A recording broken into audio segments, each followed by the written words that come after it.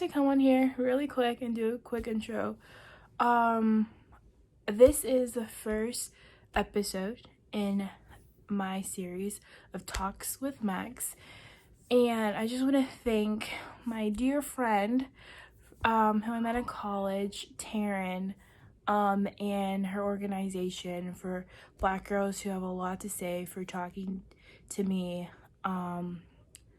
about the injustice of the injustice in the Black community, and everything that's going on, from registering to vote, from actually getting out there to vote, to colorism and topics just like that. It was a great topic, and a great time talking with her.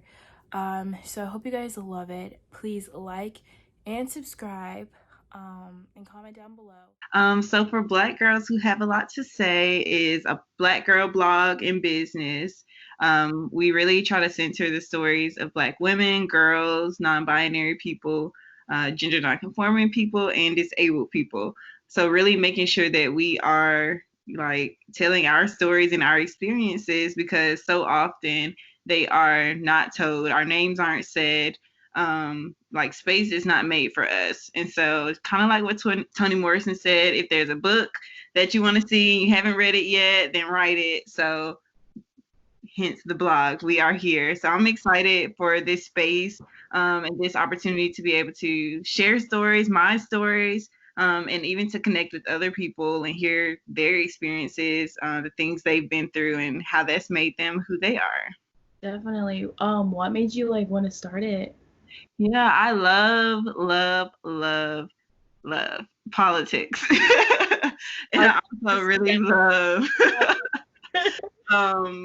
like community organizing. And so I was able to use my super nerdiness. I love to read, I love to write, in a way to bring it all together where I can like educate people. I could share my story, my experiences, but also like just continue to grow and have it all in one space. And a lot of people seem to like, resonate with it. So that's been really cool to see, and hear other people's opinions on the brand. So it's been a ride. It's been fun.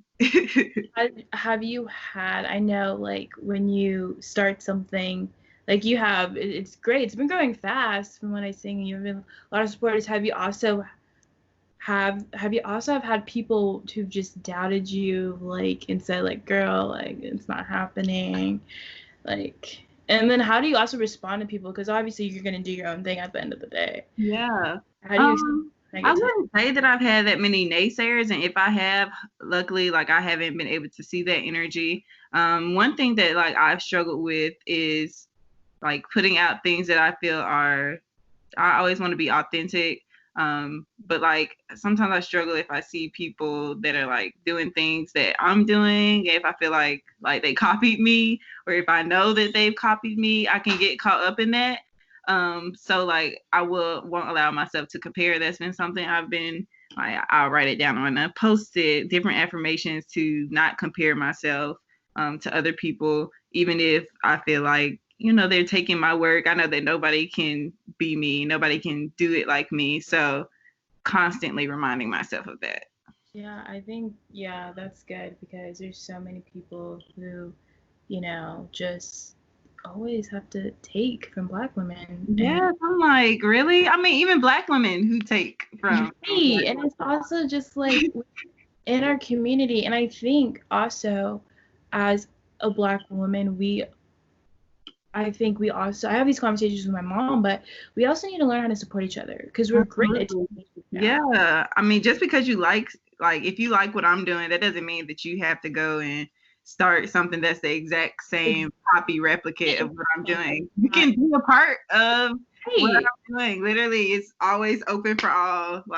So change that needs to be done within our community, and I think also this leads me to my next question. So how do you think, or what do you think about the Black community as a whole holding themselves accountable? Do you think we hold each other accountable, or do you think that's something we do a good job of? What's your take on that? I think it's levels to it. I think that as a community, like we definitely have a lot of healing that we have to do, just because of everything that we've gone through just in this country alone, the generations of trauma that's been passed down, the very ness of racism in this country, and how it infiltrates every single thing that we do. I mean, we have some serious healing to do there. And I think that once we begin to be more open, and share our stories and experiences about what we've been through, we can start to heal. We can start to peel back some of those layers. But I definitely also think that Black women are not centered enough in anything. I think that we are still super disrespected. I think that we are still super unappreciated, and our voices aren't heard. But I also know that no one can do anything without Black women. And that's just that. That is That's just that. Nothing can happen without us. I mean, on every level. When we're looking at this year marking the 100th year for the suffrage movement, couldn't be done without Black women. When we're looking at civil rights and community organizing, can't be done without Black women. I mean, education, when we're looking at our public health spaces, nothing can be done without Black women in those spaces. And so it's just, I feel called to center us. Yeah, that's amazing. I think just everything you're doing, and being an advocate for just the community, especially Black women, is amazing. So I know, did you go to any of the protests? I only went to one because of COVID, and any other time, everybody knows I would be out there. But because I'm living with my parents, like I don't think it would be fair for them or for me to like expose us to things if I have control over it. Yeah, how was the one that you went to? What was it? Yeah, it was good. It was definitely a lot of people, and I was able to take one of my younger teenage cousins. So I was living my best life. Taking her there, I felt super happy and excited about that. We were able to take fundraise for snacks and waters and fresh fruit, and candy, and so people really love that. And I love to be able to show up and like show out in a big way to give something tangible to people, to have real conversations with the people who are around me at the protest about what should be said, and things like that. So I loved it. I love direct actions. Yes. Okay, so I have a question. It's kind of like, it's kind of like a way, but I don't know if you heard of this guy. I think his name is Emmanuel, and he does uncomfortable conversations with a Black man. It's very interesting. He is, Yeah, you're gonna have to send it to me. his YouTube link. He has invited people like Joanna and Chip Gaines and their family, Matthew McConaughey. I don't watch The Bachelor, but the Black woman who was the Bachelor, her, it's like interracial like stuff, like it's really interesting. The videos could be longer, but not. But I remember him talking about, he was asking like the two couples, alright, so it was like a white woman married to a Black man and then a Black woman married to a white man. But I remember, this also has something to do with it, but I remember like people say that you can't be pro-Black if you marry outside your race. What do you think about that? But also, what is your definition of being pro-Black? Okay, so I think a lot of things about it. I don't think that anything is wrong with interracial relationships. What I think the issue is when we are talking down on, like, it's more specifically from my experience and to the root of it all is the issue of colorism. That is my whole thing with a lot of things. When we're looking at representation on TV shows, commercials, interracial relationships are more acceptable to the larger public. And a lot of times interracial or biracial people are more accepted. But for me, walking through life as a dark-skinned Black girl, my experiences have been completely different. And so that's just really the first thing that comes to my mind about it. Is just the issue of colorism and kind of the effects that I'm sure biracial people deal with every day, with thinking about who they are, their identity, and what their lens is seeing the world and how they experience life. So all those things, I think about all of that. What was the second question? Oh, what's your definition of being pro-Black? But Okay, pro-Black. I know the quote, like, being pro-Black doesn't mean anti-white. Yeah. Cool. But I think that pro-Black means to defy white supremacist ideas, white supremacist practices. When we're looking at our mayor of Atlanta or Chicago, like, we have Black women in leadership, but they have continued to uphold those systems. They continue to pour money into police departments and military, militarizing our police departments. That they're harming our people. They're harming our communities. And a lot of them say that, I live in that community, or I grew up in that community. And so, I mean, my name is Keisha, and I'm just like, but you're literally harming those people in that same neighborhood. And I'm like, and I see the receipts because I know the people that live there, because my family members live there, because my friends live there. I went to school there. And so, I mean, I think that we have to be harder. We have to demand more from our elected officials. We have to demand more from people in general. Like you said about accountability, we have to do so much more of that. While it does take a lot of work, I think that it's necessary. I think that it's crucial. And I don't think that we can continue to move forward listening to who people think we should vote for, or listening to who people say, are good people because they're Black. Like, I don't think that's good enough at all. At all, no. Yeah, not all skin folk are kin folk. Sometimes respectability politics is not it. It's not going to get us anywhere. Yeah. And that's also when it comes to voting. There has been a surge in young voters and then registering, which is great. But I actually need people to go out and vote. And I know voter suppression is huge, especially in Georgia. That's a hot They mess. have their pants pulled down at this point. I'm like, they're at the polls with the KKK mask at this point. Like, let me tell you, because I live, in northern Georgia. Mm-hmm.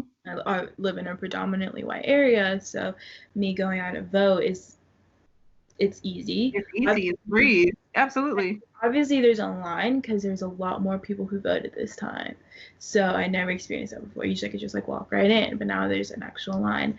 And I just don't want people to get discouraged, especially, in areas where there are voter suppression. People need to stay out, exercise their right to vote, because it's illegal for voting polls to close down when there's people still in line. So I just don't want people to get discouraged. So is there any advice that you have for people who may get discouraged, like not worth it? Some people they're not, or they're just gonna not even vote, because a lot of people, there are people that are just like, I don't want any of these candidates. I'm not, but I feel a lot of ways about it. I definitely think, like, while voting will not free us as a people, like, we have voting gives us tools to directly elect some of these people that do have the power. So our district attorneys, our sheriffs, our school boards, our mayors, our congressmen and women, we directly get to select those people. Those are the people in Congress. They make our laws. Like, all of these things they correlate. We have to vote. If we don't vote, we get to see people get shot and killed, and our district attorneys won't hold them accountable. Our police departments will continue to get more funding. Our school systems will continue to be trash. I mean, we have control over it. I mean, even if we're talking about taking the census, that's billions of federal dollars only every 10 years in our communities. And so when we're looking at the low response rate for the census in Black neighborhoods, it's low. It's super low. It's low as hell. and it needs to be higher. It has to be higher because we aren't being counted. And if we aren't counted, our neighborhoods won't have the resources they need. And like that, COVID has really leveled the playing field just because everything that Black people have been dealing with forever is like clear as day for everybody to see now. So that's one thing. Yeah, People should definitely understand like that they have the power. But it's also on us to organize rides to the polls. It's on us to talk more about who we're voting for, and not just because the voting packs told you to vote for a certain person. I mean, we really have to get real with each other about why and who we're voting for, and how we want to see transformative justice in our communities. Yeah. Not just reform. We definitely have, definitely not in our lifetime are we gonna see. I mean, we might, but a lot of it's gonna take centuries upon centuries for things to change. Yeah, it's very interesting, but I definitely think, especially in the younger generation, I think they're definitely gonna be the ones to be like, okay, no, because they're educating themselves, reading their books. It's just the old people, the old white people who just can't. And the older Black people. I mean, we really have to figure out how to have intergenerational conversations. I'm getting so confused when I'm watching the news and people are like, I mean, well, the older generation says this about the younger generation, and that confuses me because the very tactics that we're seeing being used, if we're talking about the banner drops that are educating people on how to veto bills, the banner drops when we're looking at the mutual aid, so people giving out food, when we're looking at, I mean, even like the development of freedom schools in our communities because students can't go back to school. All of those things are tactics from the 50s, 60s, and 70s. And so I'm getting super confused about where the disappointment is coming. They're talking about nonviolent protesting when it's the police that are literally attacking protesters, and they've showed it for months, night after night. I mean, we're talking about unmarked vehicles snatching people up off the streets, but it's still they're disappointed in the protesters, and and the civil rights I'm confused at all. So I'm trying to figure that out. I'm super confused. That is a piece that I'm trying to work through. I don't get it. I don't get where the disappointment is when they're doing the same exact thing. So literally, like, I'm like, how do y'all say y'all respect John Lewis for bleeding on the bridge after he got beat by police, but you're not respecting the young girl that just got her teeth knocked out by police officers in Chicago? And that's the thing, is like people like to pick and choose what they want to pay attention to. And it's like, if you're gonna be an ally, whether as a white person or you're gonna support within your community, you can't pick and choose. You have to support it all. And just support the people. Like, that's another thing, that also people pick and choose who to support, because let's talk about it's terrible that Black men do get shot and killed at an alarming rate, but so do Black women. Breonna Taylor, still no justice for her. Yeah. Let's talk about how people are literally making jokes about Meg Thee Stallion because she got shot. And that makes no sense at all.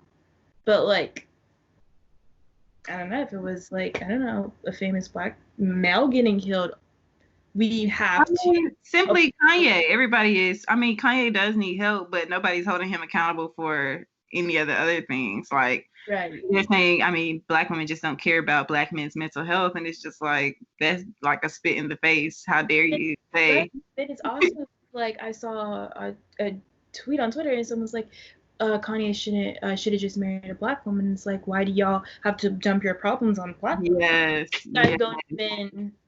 Yes. That tweet was the tweet.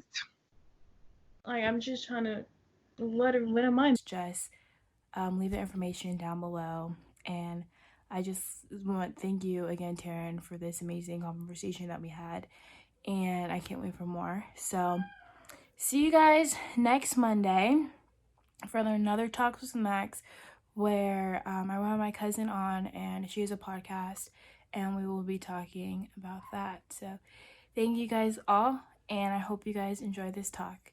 And I'll see you guys later. Bye.